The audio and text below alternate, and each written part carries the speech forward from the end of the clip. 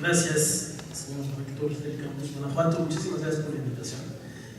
Muchas gracias a todas y todos por estar aquí y saludos realmente.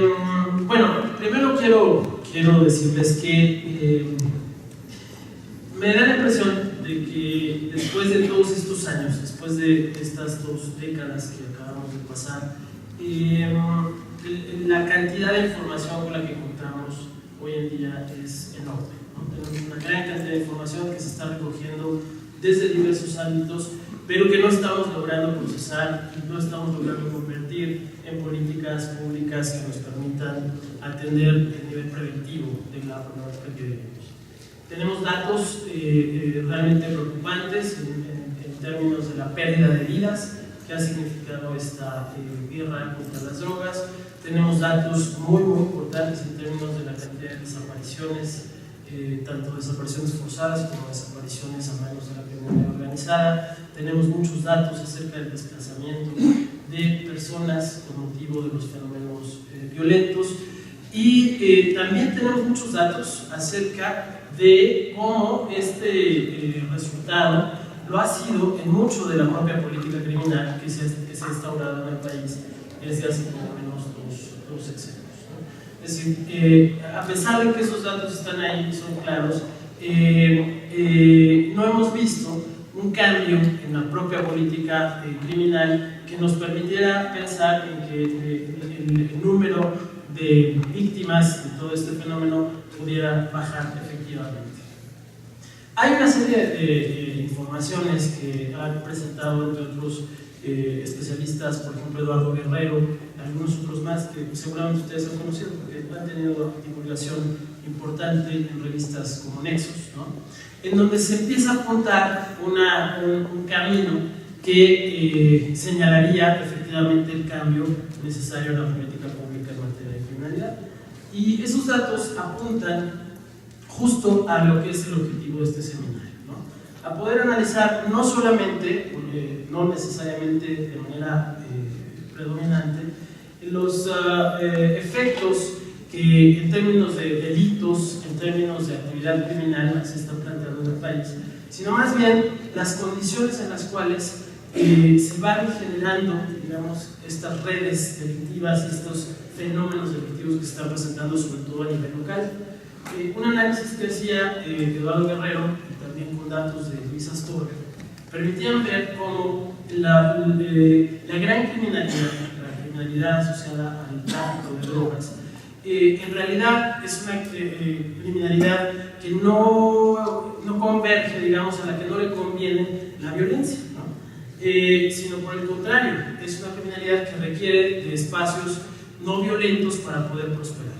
Pero, decía Eduardo Guerrero, vale la pena observar cómo esta guerra que se llevó adelante contra los cárteles en los últimos 12 años, lo que produjo fue la fragmentación de estos cárteles y lo que produjo fue la diversificación de la actividad criminal, ¿no? Es decir, en el momento en el que empiezan a fragmentarse los cárteles más pequeños no tienen las mismas posibilidades de competencia con los grandes cárteles y comienzan a desarrollar, por lo tanto, otra serie de actividades criminales de alcances menores en contextos locales, ¿no? En contextos en donde va siendo, sobre todo el recurso a la violencia, va siendo la principal herramienta para irse apoderando de espacios. Entonces, lo que sugieren estos estudios es una especie de sobreposición entre las instancias oficiales, digamos, de gestión pública, ¿no? Bueno, yo ahí lo que les diría es que desafortunadamente se construyó esta visión que plantea una oposición entre los derechos y la seguridad y que incluso ha llegado al extremo de plantear a la seguridad como un derecho. Mi opinión personal, y es convergente con la que se ha planteado en el informe sobre seguridad en las Américas de la Comisión Interamericana de Derechos Humanos, es que más bien la seguridad es el resultado de la protección de los derechos. Es decir, la seguridad es el estatus que obtendríamos si efectivamente protegiésemos los derechos. Muchísimas gracias, doctor. Ahora daremos el uso de la voz al doctor Dante Jaime Haro Reyes. El doctor Haro estudió la licenciatura en Derecho por la Universidad de Guadalajara, donde también cursó la maestría y posteriormente hizo la maestría y el doctorado en la Universidad de Heidelberg. Muchas gracias, muy buen día para todos ustedes.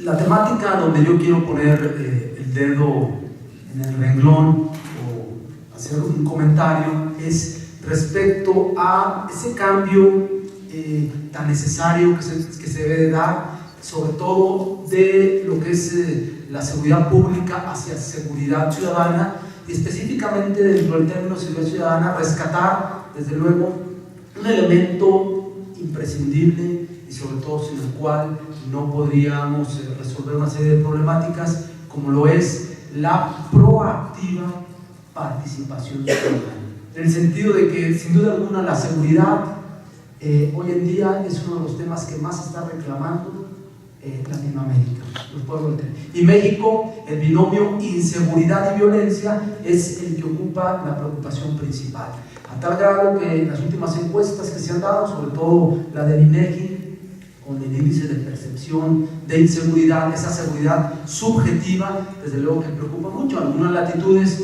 un poco más holgadas, pero en el caso de Jalisco, de Guadalajara, 9 de cada 10 tapatíos se sienten inseguros. En algunas localidades, el caso de municipios más pequeños de Jalisco, ya estamos prácticamente a niveles, sobre todo por encima de la media nacional, en estados críticos, en entidades federativas como Tamaulipas, Sinaloa, el caso de Chihuahua, el caso de Nuevo León, una región específicamente Monterrey, y no se diga nuestro vecino que es Michoacán, que tenemos un problema muy álgido y que desde luego en este aspecto, desvistiéndonos de todas cuestiones partidistas, políticas y funcionarios, porque obviamente ni somos funcionarios públicos, ni trabajamos en ningún partido político, ni tenemos ataduras, vemos que se quiere tapar el sol con un dedo, es decir, pintar una realidad que está ahí y que, a pesar de que hay la seguridad objetiva con una serie de datos que se están manejando, es una realidad muy triste que necesitamos.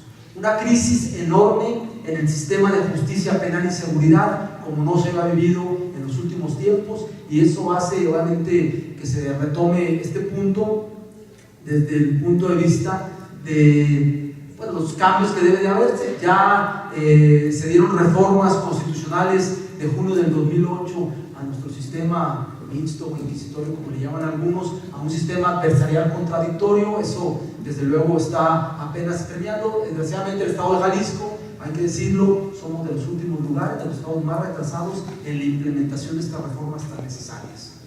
Pero bueno, el punto que quiero centrar es cómo de esa seguridad humana que ya nos hablaba nuestro amigo el doctor Manuel Malbec, hay una categoría medioambiental, de salud, alimentaria, etcétera, que es la categoría de seguridad ciudadana, y principalmente es cambiar ese paradigma en primera instancia que tenemos con todo el operativismo, con toda la concentración, nosotros decimos el agandalle federal que se está dando, así como dicen, la concentración desde muchos ámbitos, del tipo legal o del tipo federal, sobre todo en el ámbito de la seguridad.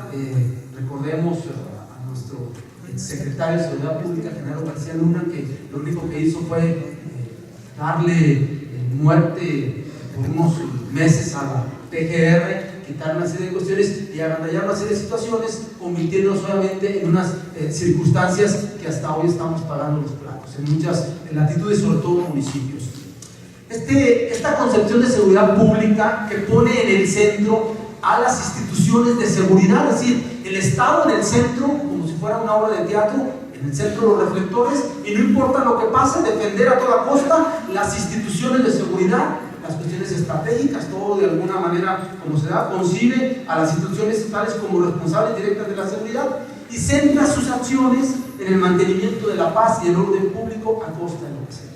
¿Cómo cambiar ese paradigma tan difícil cuando nuestro incentivos en nuestra parte legislativa, en nuestra parte de ley reglamentaria, nuestra implementación, desde luego no está aceitada para eso, y cambiar de alguna forma a lo que se consigue como seguridad ciudadana. Y en primer término es poner en el centro de la interacción la parte antropocéntrica, es decir, al ciudadano, al poblador, a la persona como centro de todas las políticas públicas, con privilegio de los derechos fundamentales, los derechos humanos, con una serie de políticas públicas encaminadas a la prevención no del delito, porque eso es hablar en términos arcaicos, sino prevención integral.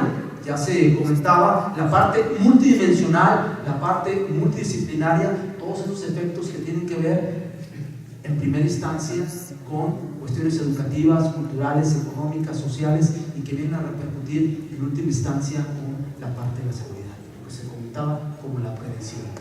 Ahora vamos a escuchar la intervención del doctor Rafael Estrada Michel, que es abogado por la Escuela Libre de Derecho, es doctor por la Universidad de Salamanca y ha ocupado diferentes cargos académicos y en la administración pública, una producción académica importante, y actualmente es el director general del Instituto Nacional de Ciencias Penales. Un poco de lo que quisiera hablarles en este momento. Hay grandes incentivos para que las comunidades mexicanas comiencen a apoyar de manera decidida el sistema acusatorio adversarial de enjuiciamiento penal. Son incentivos que no hemos sabido transmitir, me parece, de la manera más adecuada. No hay una relación, y en esto las estadísticas son constantes y el manejo de medios nos lo demuestra, no hay una relación como debiera existir en el pensamiento de las y los mexicanos entre una auténtica situación de seguridad humana y un proceso que merezca el calificativo de debido, de adecuado, de correcto. Todavía seguimos creyendo, tenemos muy interiorizado el esquema represor. Nos sigue pareciendo que hay más seguridad, para hablar en buen castellano, cuando las cárceles están repletas, e incluso si están repletas de personas que están siendo nada más procesadas. Un proceso debido, me parece, es un mecanismo efectivo de prevención y no un mecanismo de represión estéril como ha sido tradicionalmente en nuestras sociedades. Yo creo que mientras nos vayamos haciendo más cargo de factores como la auténtica presunción de inocencia, de la racionalización más sensata, la prisión preventiva, de la justicia restaurativa, incluso la justicia terapéutica, y del pro persona, con todo lo que ello implica, entender a la persona como un fin en sí mismo y nunca cosificarla. Hablaba Luis González de la trata de personas y de cómo somos una sociedad con masculinidades de viejo cuño, o incluso renovadas, muy tolerantes a la trata de personas y otro tipo de cosificación de las personas. Bueno, es evidente, yo a veces me pregunto cuando estoy dando clases en la Facultad de Derecho, en las facultades de Derecho allá del Distrito Federal o de Morelia, Michoacán, en mi querida tierra, me pregunto cómo le hago para enseñarles derecho, de más justicia a estos cuates, cuando su jefe, su patrón, ellos como pasantes de derecho, lo que les dicen los viernes en la tarde es: oye, un abogado que no está enfrente de una copa de whisky y viendo a una bailarina exótica y pagándole sus servicios, no ha triunfado en la vida. Y los propios colegas maestros muchas veces se llevan a los alumnos a este tipo de exhibiciones. Pues tienen toda la razón. Con esa tolerancia es muy difícil construir una sociedad, ya no digamos de debido proceso, sino incluso de prevención lógica de la violencia, de prevención de la delincuencia y de entender la dignidad de la persona humana en todas sus aristas que son innegables. El doctor Valdés se refirió a una serie de estadísticas que me parecen muy relevantes respecto a países represores, respecto a países en donde el sistema de enjuiciamiento penal no funciona y en donde, como veremos más adelante, tampoco las estrategias de prevención del delito previas a que el delito se encauce por la vía del proceso penal funcionan. Nils Christie, el famoso profesor de la Universidad de Oslo, se refiere a estadísticas igualmente asombrosas a este respecto. Desde los cuatro grandes países penitenciarios del mundo, que son en este orden: los Estados Unidos, la Federación Rusa, Brasil y México, son los que tienen mayor población carcelaria en todo el mundo, ninguno tiene un índice de homicidios, como nos demostró el propio doctor, digno de estar entre los 50 primeros en cuanto a tasa de homicidios por cada 100.000 habitantes del mundo. Y además, en nuestro caso, México, el cuarto país penitenciario del mundo, tiene al 40% de su población esperando una sentencia. Está muy claro que no hemos racionalizado la prisión preventiva y de alguna manera tampoco hemos encontrado la forma de transmitir cómo hay un incentivo mayúsculo, incluso en términos de éxito político, de éxito electoral, en demostrar que una auténtica presunción de inocencia y una auténtica racionalización de la prisión preventiva puede generar muchos mejores resultados a la hora de prevenir el delito y a la hora de evitar el sufrimiento evitable. El doctor Luis González Plasencia nos plantea primero esa gran dicotomía que hay en nuestro país entre la gran cantidad de información en contrapartida con la generación de políticas públicas integradas en materia de prevención. También establece una serie. La seguridad es el resultado de la protección de los derechos. Y este acervo deriva de un cambio de discurso y de perspectiva social y humana. Es un cambio de paradigma que ubica al ser humano en sus necesidades como epicentro de las políticas públicas que igualmente incidan en mejores marcos de seguridad.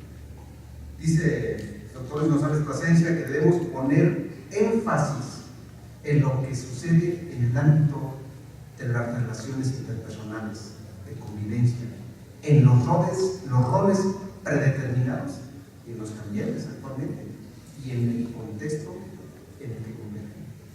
También el doctor González Plasencia nos plantea que un mal endémico de México es la corrupción, pero no solo la evidente, sino otras manifestaciones no estigmatizadas, pero no por ello de menor daño social.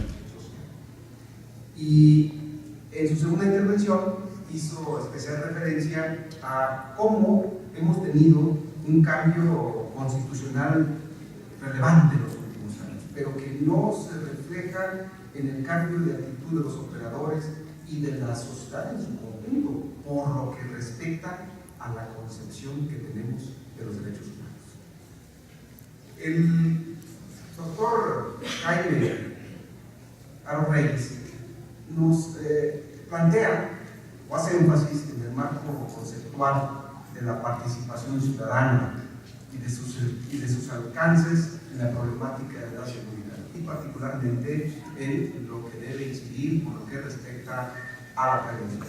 Dice el doctor Aro Reyes que es importante tomar en consideración no solo la inseguridad objetiva, sino también la inseguridad subjetiva, es decir, la percepción o la sensación que tiene la ciudadanía en torno a la inseguridad.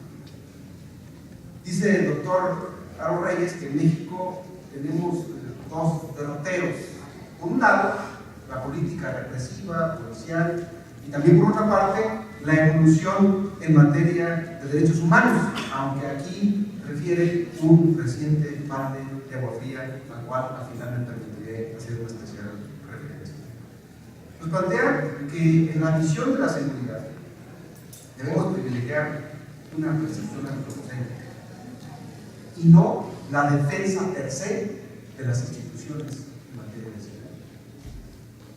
Agrega que el fenómeno del tráfico de drogas debemos verlo también desde la perspectiva del análisis económico del derecho.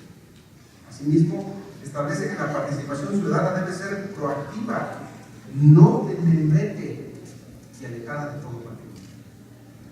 Así, también plantea que debemos diversificar los programas institucionales federales en materia de seguridad y que sean acordes a las diferentes realidades del país. El doctor Rafael Estrada Michel nos plantea que debemos construir un sistema preventivo integral y debemos integrar el concepto de seguridad humana en el diseño de un proceso penal. Por ejemplo, hace especial énfasis en el cuidado que debemos tener del principio de presunción de inocencia y la racionalización de la prisión preventiva. Hace referencia, acudiendo a Neil Christie, sobre cómo México somos el cuarto país con mayor población penitenciaria, cómo a todos nos conviene construir un sistema penal acorde a un Estado democrático de derecho. Asimismo, hace especial referencia a la trascendencia de la justicia restaurativa, que implica acudir a la capacidad del ciudadano para, a través del proceso, encontrar alternativas a la solución del conflicto.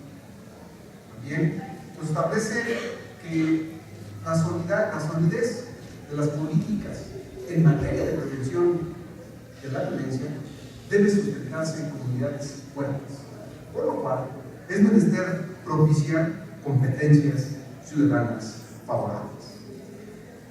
Quisiera, si me lo permiten, destacar tres puntos.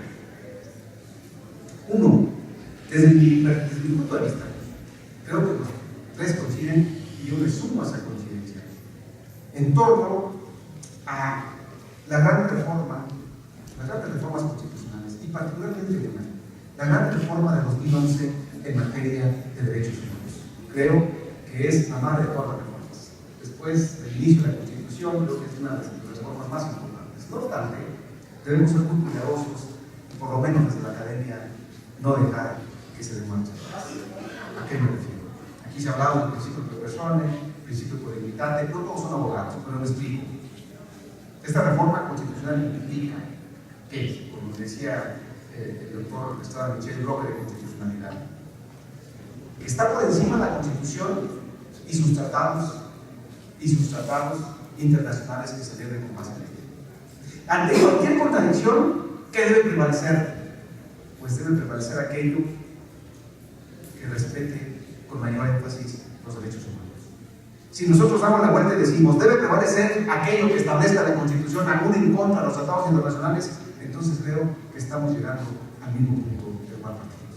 Creo que esa lucha debemos hacerla desde la academia, porque si no, pues de nada nos sirve una reforma constitucional si de un plumazo le damos marcha atrás. Y quisiera hacer énfasis en otra cosa que dijo sobre todo el doctor González Pacencia. Dijo, no solamente hay que poner atención a la gran criminalidad, coincido con él.